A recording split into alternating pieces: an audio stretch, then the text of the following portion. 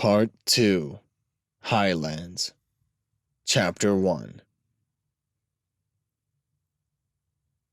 October 11th, Thursday. The rain was coming down harder now, and Asakawa turned his wipers on high. The weather at Hakone was liable to change at any moment.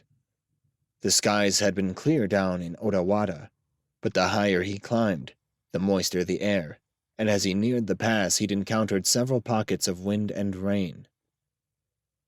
If it had been daytime, he would have been able to guess at the weather on the mountains from the appearance of the clouds over Mount Hakone. But it was night, and his attention was fixed on whatever came into the beams of his headlights. It wasn't until he had stopped the car and looked up at the sky that he'd realized the stars had disappeared. When he'd got on the Kodama bullet train at Tokyo Station, the city had still been wrapped in twilight. When he rented the car at Atami Station, the moon was still intermittently peeking out from the gaps in the clouds. But now the fine water droplets drifting across his headlight beams were growing into a full-fledged downpour, pounding on his windshield. The digital clock over the speedometer said 7:32. Asakawa quickly calculated how long it had taken him to come this far. He'd taken the 5:16 down from Tokyo, arriving in Atami at 6:07. By the time he'd left the gates and finished the paperwork at the rent-a-car place, it had been 6:30. He stopped at a market and bought 2 packs of cup noodles and a small bottle of whiskey. It had been 7 by the time he'd found his way through the maze of one-way streets and out of town. A tunnel loomed in front of him, its entrance outlined in brilliant orange light. On the other side, just after he entered the Atami-Kanami Highway, he should start to see signs for South Hakone Pacific Land. The long tunnel would take him through the Tana Ridge. As he entered it, the sound of the wind changed. At the same time, his flesh, the passenger seat, and everything else in the car was bathed in orange light. He could feel his calm slipping away. He could feel his hackles rise. There were no cars coming from the opposite direction. The wipers squeaked as they rubbed against the now dry windshield. He turned them off. He should reach his destination by 8. He didn't feel quite like flooring it, although the road was empty. Subconsciously, Asakawa was dreading the place he was heading to. At 4:20 this afternoon, Asakawa had watched as a fax had crawled out of the machine at the office. It was a reply from the Atami Bureau, and he had expected it to contain a copy of the Villa Log Cabin's guest register for August 27th through the 30th. When he saw it, he did a little dance. His hunch was right. There were 4 names he recognized: Nonoyama, Tomoko Oishi, Haruko Tsuji, and Takahiko Nomi. The 4 of them had spent the night of the 29th in cabin B4. Obviously, Shuichi Iwata had used Nonoyama's name. With this, he knew when and where the 4 had been together, on Wednesday, August 29th, at South Hakone Pacific Land, Villa Log Cabin, number B4. It was exactly a week prior to their mysterious deaths. There and then, he'd picked up the receiver and dialed the number for Villa Log Cabin to make a reservation for tonight for cabin B4. All he had tomorrow was a staff meeting at 11. He could spend the night down in Hakone and easily be back in time. Well, that's it. I'm going. The actual place. He was eager. Never in his wildest dreams could he imagine what awaited him there. There was a toll booth just as he came out of the tunnel, and as he handed over 300 yen coins, he asked the attendant, "Is South Hakone Pacific Land up ahead?" He knew full well it was. He checked his map any number of times. He just felt like it had been a long time since he'd seen another human being, and something within him wanted to talk. "There's a sign up ahead. Just make a left there." He took his receipt. With so little traffic, it hardly seemed worth having someone stationed here. How long was this guy planning to stand there in his booth? Asakawa made no move to drive off, and the man began to give him a suspicious look. Asakawa forced a smile and pulled away slowly. The joy he'd felt a few hours ago at establishing a common time and place for the 4 victims had withered and died. Their faces flickered behind his eyelids. They'd died exactly 1 week after staying in Villa Log Cabin.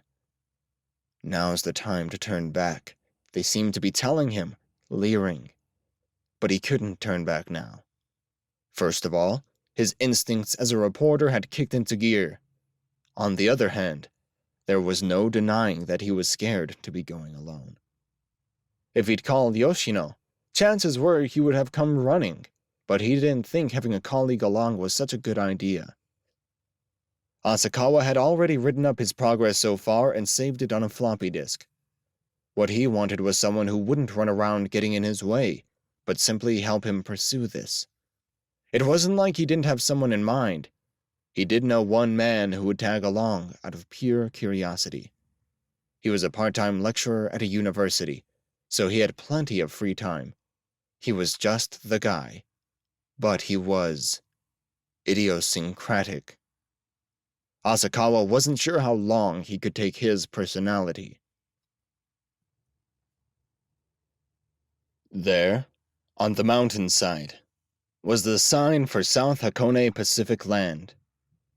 There was no neon, just a white panel with black lettering. If he'd happened to be looking away when his headlights hit it, he would have missed it completely. Asakawa turned off the highway and began climbing a mountain road between terraced fields. The road seemed awfully narrow for the entrance to a resort, and he had lonely visions of a dead ending in the middle of nowhere. He had to shift down to negotiate the road's steep, dark curves. He hoped he didn't encounter anybody coming from the opposite direction. There was no room for 2 cars to pass. The rain had let up at some point, although Asakawa had just noticed it. The weather patterns seemed different east and west of the Tana Ridge. At any rate, the road didn't dead end, but kept climbing higher and higher. After a while, he started to see summer homes scattered here and there on the sides of the road. And the road suddenly widened to 2 lanes. The surface improved drastically, and elegant streetlights graced the shoulders. Asakawa was amazed at the change. The minute he entered the grounds of Pacific Land, he was confronted with lavish accoutrements. So what was with the garden path that led here? The corn and weeds hanging over the road had narrowed it even further, heightening his nervousness over what lay around the next hairpin curve. The 3-story building on the other side of the spacious parking lot doubled as an information center and a restaurant. Without thinking twice, Asakawa parked in front of the lobby and walked toward the hall. He looked at his watch, 8 on the nose, right on schedule. From somewhere he heard the sounds of balls bouncing. There were 4 tennis courts below the center, with several couples giving it their all under the yellowish lights. Surprisingly, all 4 courts were occupied. Asakawa couldn't fathom what made people come all the way up here at 8 on a Thursday night in the middle of October just to play tennis. Far below the tennis courts, he could see the distant lights of the cities of Mishima and Numazu glittering in the darkness. The emptiness beyond, black as tar, was Tago Bay. As he entered the information center, the restaurant was directly in front of him.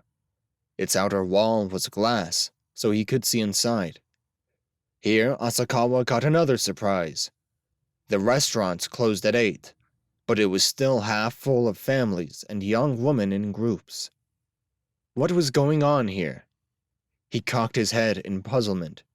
Where had everybody come from? He couldn't believe all these people came here on the same road that brought him here. Maybe what he had used was the back entrance. There must be a brighter, wider road somewhere else. But that was how the girl he'd spoken to on the phone had told him to get here. Go about halfway down the Atami Kanami Road and turn left. Drive up the mountain from there. Asakawa had done just that. It was inconceivable that there was another way out of here. Nodding as he was told it was past time for last orders, he went into the restaurant.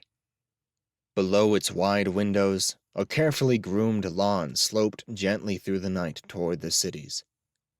The inside lights were kept intentionally low, probably to better allow customers to enjoy the view of the distant lights. Asakawa stopped a passing waiter and asked where he could find Villa Log Cabin. The waiter pointed back toward the entry hall Asakawa had just come through. Follow that road to the right about 200 meters. You'll see the office. Is there a parking lot? You can park in front of the office. That was all there was to it. If he had just kept going instead of stopping in here, he would have found it on his own. Asakawa could more or less analyze why he'd been drawn to this modern building, to the point of barging into the restaurant. He found it somehow comforting. All the way here he had been imagining dark, utterly primitive log cabins, the perfect backdrop for a Friday the 13th scenario, and there was nothing of that in this building. Faced with this proof that the power of modern science functioned here, too, he felt somewhat reassured, strengthened. The only things that bothered him were the bad road that led here from the world below, and the fact that in spite of it there were so many people playing tennis and enjoying their dinner here in the world above. He wasn't sure exactly why this bothered him. It was just that, somehow, nobody here seemed quite lifelike. Since the tennis courts and restaurant were crowded, he should have been able to hear the cheerful voices of people from the log cabins. That's what he expected. But standing at the edge of the parking lot, looking down over the valley, he could discern only about 6 of the 10 cabins built among the trees scattered over the gentle slope.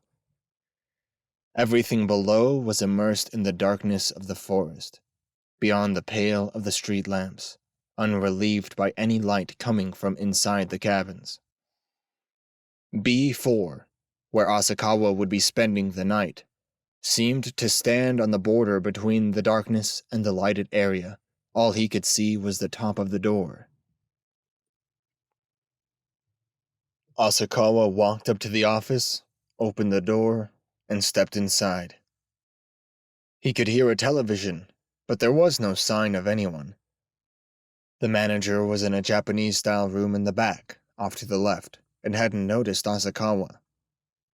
Asakawa's view was blocked by the counter, and he couldn't see into the room. The manager seemed to be watching an American movie on video, not a TV program. He could hear English dialogue as he watched the flickering light from the screen reflected in the glass of a cabinet out front. The built-in cabinet was full of videotapes, neatly lined up in their cases. Asakawa placed his hands on the counter and spoke up. Immediately, a small man in his 60s stuck his head out and bowed, saying, "Oh, welcome." He must be the same man who had so cheerfully showed the guest register to the guy from the Atami Bureau and the lawyer, thought Asakawa, smiling back at him pleasantly. "I have a reservation. Name of Asakawa." The man opened his notebook and confirmed the reservation. "You're in B4. Can I get you to write your name and address here?" Asakawa wrote his real name. He just sent Nonoyama's membership card back to him, so he couldn't use it. Just you, then?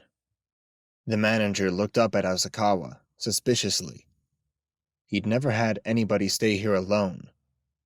At non-member rates, it was more economical for one person to stay at the hotel. The manager handed over a set of sheets and turned to the cabinet.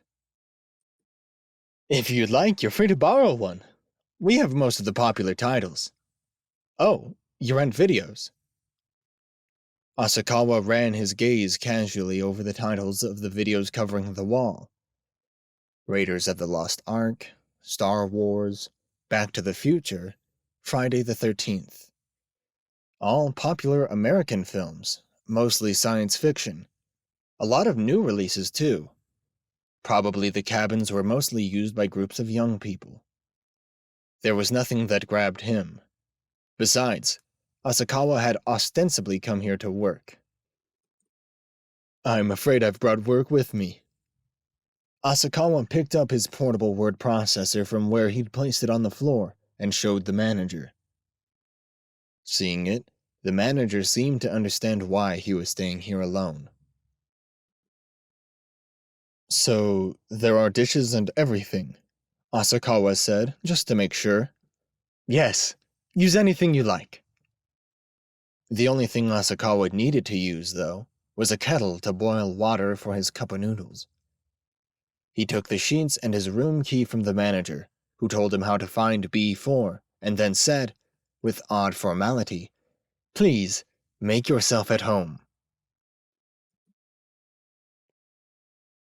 Before touching the knob, Asakawa put on his rubber gloves. He'd brought them to give him peace of mind, as a charm to ward off the unknown virus. He opened the door and flipped on the light switch in the entry hall. A 100-watt bulb lit a spacious living room. Papered walls, carpet, 4-person sofa, television, dinette set. Everything was new. Everything was functionally arranged. Asakawa took off his shoes and went in. There was a balcony on one edge of the living room and small Japanese-style rooms on the ground and first floors. It was a little luxurious for a single guest, after all. He drew the lace curtains and opened the sliding glass door to allow the night air in. The room was perfectly clean, as if to betray his expectations. It suddenly occurred to him that he might go home clueless. He went into the Japanese-style room off the living room and checked the closet. Nothing. He took off his shirt and slacks and changed into a sweatshirt and sweatpants, hanging his street clothes in the closet. Next, he went upstairs and turned on the light in the Japanese-style room. I'm acting like a child, he thought wryly. Before he'd realized it, he'd turned on every single light in the place. With everything sufficiently illuminated, he now opened the bathroom door, gently. He checked inside first, and left the door slightly ajar while he was inside. It reminded him of his fear rituals as a child, when he was too scared to go to the bathroom alone on summer nights. He used to leave the door open a crack and have his dad stand watch outside. A neat shower room stood behind a pane of frosted glass. There wasn't even a hint of steam, and the area outside the tub and the tub itself were both dry as a bone. It must have been some time since anybody had stayed here. He went to take off his rubber gloves. They stuck to his sweaty hands. The cool highlands breeze blew into the room, disturbing the curtains. Asakawa filled a glass with ice from the freezer and poured it half full of the whiskey he had bought. He was about to top it off with tap water, but then hesitated. Turning off the tap, he persuaded himself that he'd really rather have it straight, on the rocks. He didn't have the courage to put anything from this room into his mouth. He'd been careless enough to use ice cubes from the freezer, but he was under the impression that microorganisms didn't like extreme heat or cold. He sank back deep into the sofa and turned on the TV. Singing filled the room, some new pop idol. A Tokyo station was showing the same program right about now. He changed channels. He didn't really intend to watch anything, though, so he adjusted the volume to a suitable level and then opened his bag. He took out a video camera and placed it on the table. If anything strange happened, he wanted to catch it all on tape. He sipped a mouthful of whiskey. It was only a little, but it strengthened up his courage. Asakawa went over in his head again everything he knew. If he couldn't find a clue here tonight, then the article he was trying to write would be dead in the water. But on the other hand, maybe it was better that way. If not finding a clue meant not picking up the virus, well, after all, he had a wife and child to think about. He didn't want to die, not in some weird way. He propped his feet up on the table. So, what are you waiting for? He asked himself. Aren't you afraid? Hey, shouldn't you be afraid? The angel of death might be coming to get you. His gaze darted around the room nervously. Asakawa couldn't fix his eyes on any one point on the wall. He had the feeling that if he did so, his fears would begin to take physical form while he watched. A chill wind blew in from outside, stronger than before. He closed the window, and as he went to draw the curtains, he happened to glance at the darkness outside. The roof of B5 was directly in front of him, and in its shadow the darkness was even deeper. There had been lots of people on the tennis courts and in the restaurant, but here Asakawa was alone. He shut the curtains and looked at his watch. 8:56. He hadn't even been in this room for 30 minutes. It easily could have been an hour or more, he felt. But just being here wasn't dangerous in and of itself. He tried to believe that, to calm himself down. After all, how many people must have stayed in B4 in the 6 months since these cabins were built? It wasn't like all of them had died under mysterious circumstances. Only those 4, according to his research. Maybe if he dug deeper he'd find more, but at the moment that appeared to be all. Thus, simply being here wasn't the problem. The problem was what they'd done here. So, what did they do here? Asakawa then subtly rephrased the question. What could they have done here? He'd found nothing resembling a clue, not in the bathroom, not in the bath, not in the closet, not in the fridge. Even assuming there had been something, the manager would have disposed of it when he cleaned the place. Which meant that, instead of sitting here drinking whiskey, he should be talking to the manager. That would be quicker. He drained his first glass. He made his second a little smaller. He couldn't afford to get drunk. He put a lot of ice in it, and this time he cut it with tap water. His sense of danger must have been numbed a little. He suddenly felt foolish, stealing time from work, coming all the way up here. He took off his glasses, washed his face, then looked at his reflection in the mirror. It was the face of a sick man. Maybe he'd already caught the virus. He gulped down the whiskey and water he'd just made and fixed himself another. Returning from the dining room, Asakawa noticed a notebook on the shelf beneath the telephone stand. The cover said Memories. He leafed through a few pages. Saturday, April 7th. Nonko will never forget this day. Why? That's a S-E-C-R-E-T. Yuichi is wonderful. Signed, Nonko. Inns, B&Bs, and the like often had notebooks like this in the rooms, so that guests could write down their memories and impressions. On the next page was a crude drawing of Mommy and Daddy. Must have been a family trip. It was dated April 14th, also a Saturday, naturally. Daddy's fat, Mommy's fat, so I'm fat too. April 14th. Asakawa kept turning pages. He could feel some sort of force urging him to open the pages at the end of the book, but he kept going through them in order. He was afraid that if he messed up the chronology, he might miss something. He couldn't say for sure, since there were probably a lot of guests who didn't write anything, but it seemed like there were only people here on Saturdays until summer started.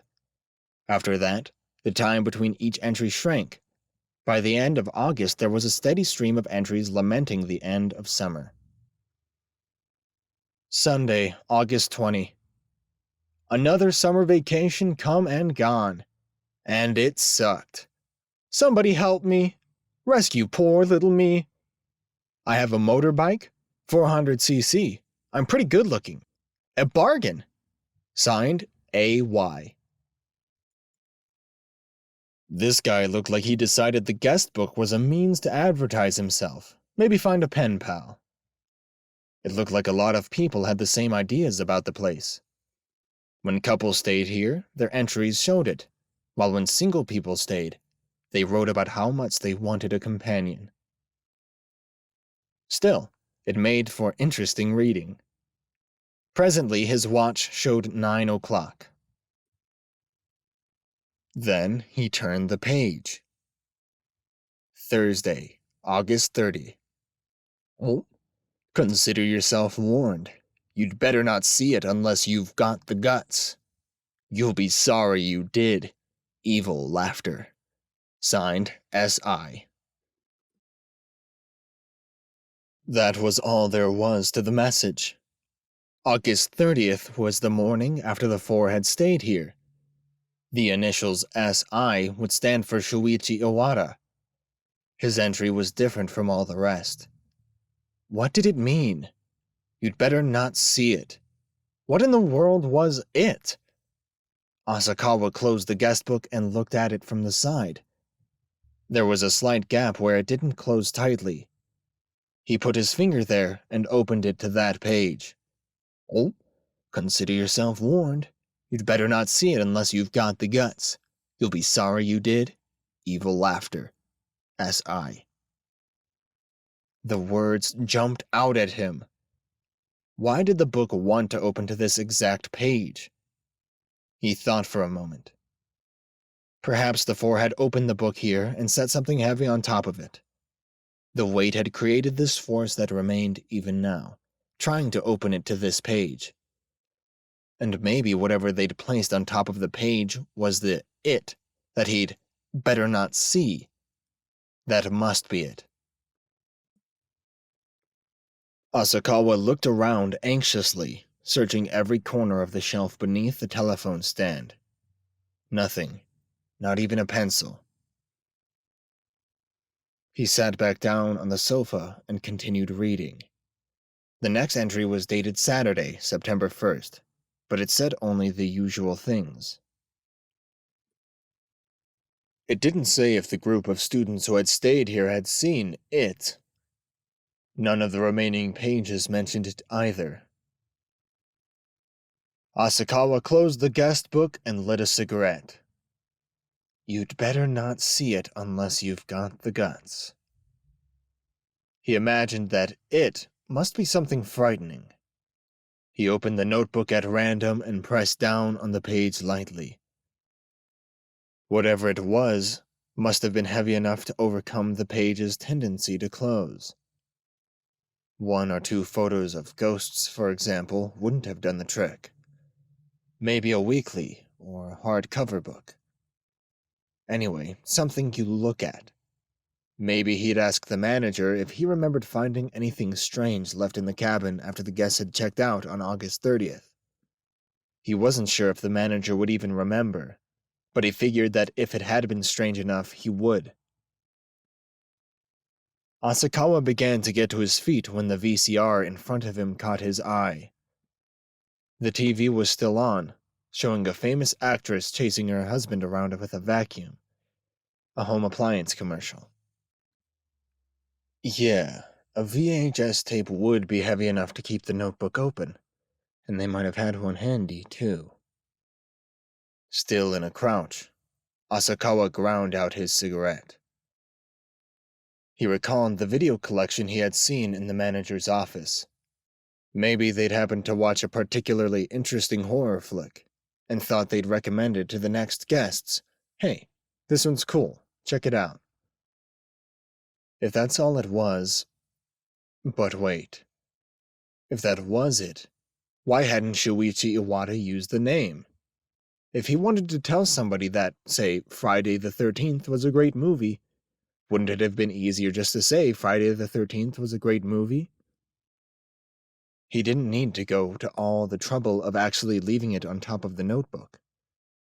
So maybe it was something that didn't have a name, something they could only indicate with the word it. Well, worth checking out? Well, he certainly didn't have anything to lose, not with no other clues presenting themselves. Besides, sitting around here thinking wasn't getting him anywhere.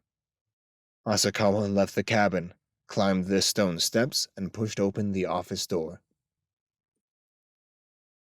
Just as before, there was no sign of the manager at the counter, only the sound of the television coming from the back room. The guy had retired from his job in the city and decided to live out his years surrounded by Mother Nature, so he'd taken a job as a manager at a resort. But the work turned out to be utterly boring, and now all he did every day was watch videos. That's how Asakawa interpreted the manager's situation. Before he had a chance to call the guy, though, he crawled to the doorway and stuck his head out. Asakawa spoke somewhat apologetically. I thought I'd maybe borrow a video after all. The manager grinned happily. Go right ahead, whichever you'd like. They're 300 yen each. Asakawa scanned the titles for scary-looking movies. The Legend of Hell House, The Exorcist, The Omen. He had seen them all in his student days. Nothing else. There had to be some he hadn't seen. He searched from one end of the shelves to the other, and saw nothing that looked likely. He started over, reading the titles of every one of the 200 or so videos. And then, on the very bottom shelf, way over in the corner, he noticed a video without a case, fallen over on its side. All the other tapes were encased in jackets with photos and imposing logos, but this one lacked even a label. What's that there? After he'd asked the question, Asakawa realized that he'd used a pronoun, that, as he pointed to the tape. If it didn't have a name, what else was he supposed to call it? The manager gave a bothered frown and replied, none too brightly, Huh? Then he picked up the tape. This isn't anything. Hey, I wonder if this guy even knows what's on that tape. Have you seen it? That one, asked Asakawa. Let me see. The manager cocked his head repeatedly, as if he couldn't figure out what something like this was doing here.